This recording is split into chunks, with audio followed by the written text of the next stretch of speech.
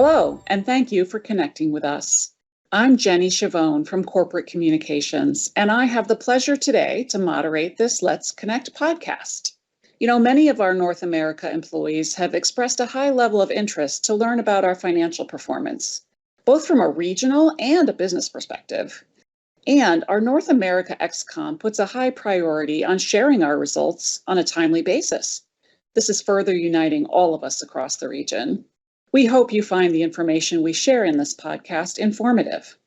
So following the recent release of Henkel's global full year 2023 results, today's Let's Connect podcast focuses on North America results and the key drivers impacting that performance.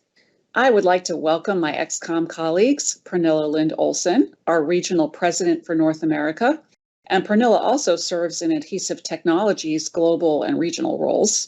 And also a welcome to Martijn Direct, Head of Finance for North America. And thank you both for joining us today. Thank you very much, Jenny. I am very pleased with this opportunity to connect with the North American team and to share our financial performance and progress together with Martijn. Thanks from my side too, Jenny. I am pleased that we have an established cadence to share results with our North American team. As a reminder, we report on sales and profitability in our full year and half year podcast. Whereas in the other quarters, we report only on sales performance via our North American XCOM town halls. Today, I will also provide additional comments on the importance of free cash flow. Sounds great, and it sounds like we have a lot to cover, so let's get started. Pernilla, can you recap for us Henkel's global 2023 full year performance? Thanks, Jenny. From a global point of view, Henkel sustained growth in 2023. And we achieved an organic sales growth, also called OSG, of 4.2%. And that result was coming from both of our business units. They were both growing. Henkel Adhesive Technologies, also referred to as HAT, grew 3.2%. And Henkel Consumer Brands, that we also refer to as HCB, grew 6.1%. This growth was mainly driven by price, and we had volumes being down for 2023. But overall, we did see some sequential improvements in the volume development over the quarters, and with HAT turning positive in Q4. We had a strong adjusted EBIT margin increase, which was driving the EPS growth of plus 20%. So, Martijn, any further thoughts on the global performance? Yes, if you look a bit further into the global growth, we saw that HAT was actually driven by strong growth in mobility and electronics and good growth in craftsman, construction and professional, whilst growth in packaging and consumer goods was mainly negative due to lower consumer spend, destocking at customers, less industrial goods being packed and also reduced e-commerce shipments. If we on the other hand look to ACB, we saw strong growth in our core categories laundry and home care as well as hair. Volume was impacted by portfolio measures and trade negotiations, which altogether made up around 3.5% of volume decline in 2023. And as a reminder, right, we do the trade negotiations and the clashes we had with some of our customers because we want to build a better future for us. So we want to build sustainable business, and some of the business which we did was actually not sustainable. I was furthermore particularly satisfied with the gross margin increase of 340 basis points, and this also enables us to invest further into our business. If you look beyond that, we also saw a decline in net working capital, which was primarily due to a lower inventory level. Altogether, this led to an all-time high free cash flow. Well, thank you both for that global overview. And now, Pernilla, let's get into North America. Can you share how we performed here in the region? Yeah, of course. So let's start with North America and remind ourselves that North America is the US and Canada. So those are the numbers we're talking about here. We had a sales in 23 of $6.6 billion US. And just to put that into perspective, that is 28% of our global sales in Henkel. So important region for Henkel, that's confirmed. We had organic sales growth, so OSG, of 2.4% in 23. And we had a significant gross margin expansion that was driven by both of our business units.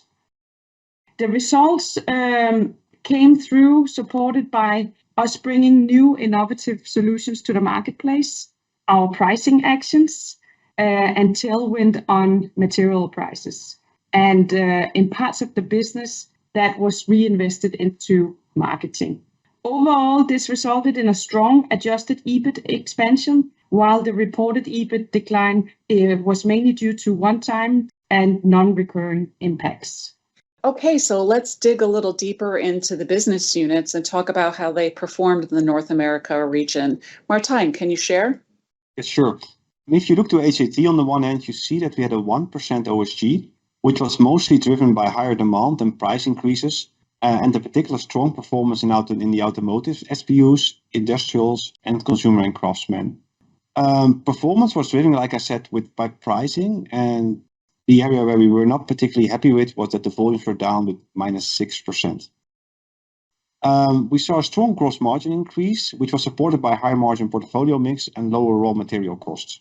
Looking on the other end to ACP, we saw that 3.5% organic growth was driven by both consumer and professional, with a very good performance for key brands like All and Purex. The result was driven by double-digit price effect, whilst growth in volume was negative, particularly in the ACP consumer, where we saw a decline of 9%, also driven by portfolio measures. As we saw in ACT, we also saw a strong gross margin expansion, which was driven by pricing and positive mix impact, which were partly reinvested in our marketing. Okay, so now I want to get down into some financial fundamentals, and cash flow is a financial metric that Henkel focuses on. Martijn, can you explain cash flow and why it's important, and how can employees make an impact? Yes, I think if you look to cash flow, we were quite struggling in 2022, but we also saw then on the other end an all-time high free cash flow in 2023, so we recovered a lot. And then the question comes, of course, why does it matter, right? So what does cash flow do to us? And I think if you think easily about it, it's the money that the company has left after we pay for CapEx and OpEx, right? So our capital expenditures and our operational expenditures. So what's the money in the bank, you could say? And I think it's also something to be mindful about, right? That cash is finally what matters. And I think this also enables us, the cash we are having, of course, to invest in the future growth. So take the example of acquisitions. And I think we had 2 great examples this year of this. If you think about what does it mean for me, right? And I think in this, you should always be mindful that you can contribute all. So all of us can contribute to this.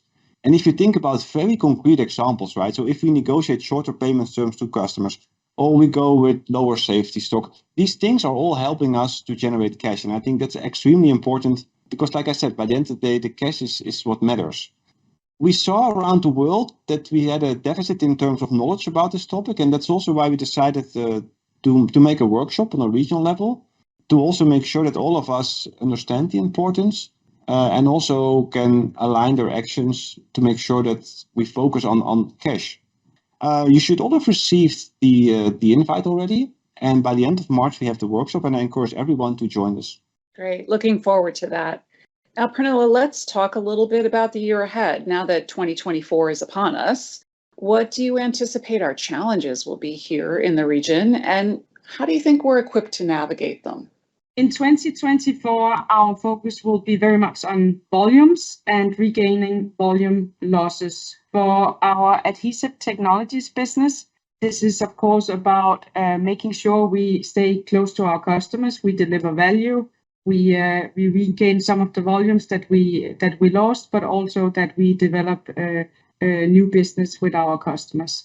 And then, of course, an important part of the trust with our customers is that we deliver high-quality products on time in full. And we do know that we have a very complex manufacturing network for adhesive technologies here in North America. And we also know that we will need to continuously have focus on how we improve and invest in that network to be able to deliver the quality and the amounts that are needed for our customers to continue to create trust with our customers, and of course make sure that we have safe operations for our teams.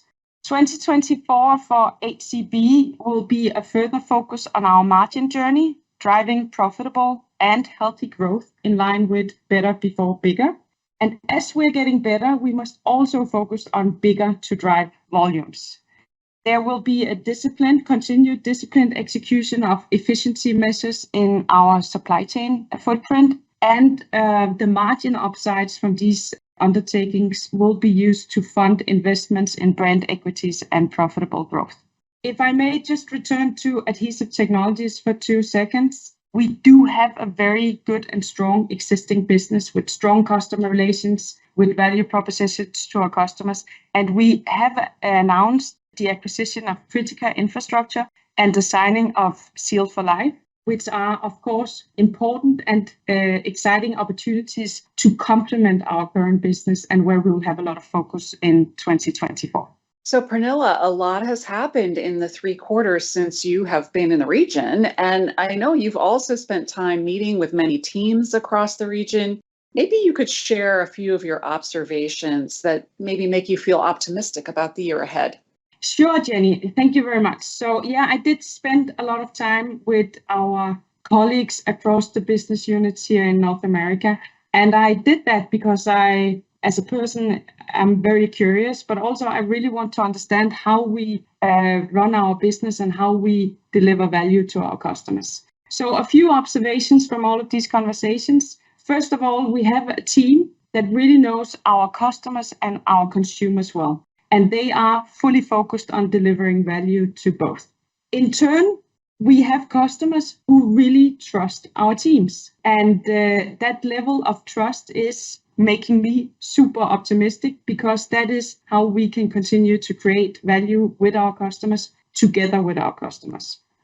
We have team members who are super passionate about what they're doing, from early product development for our customers and our consumers, to how we package our products, to how we produce them and deliver them, and making sure that we service our customers and collaborate with them throughout our many different businesses. And then finally, we have team members who are working and coming to work every day to do the right things, being sustainability in our own production, in our packaging, in our products, and at our customers, to creating a workplace of inclusion and belonging through how we work and interact, and through our ERG work.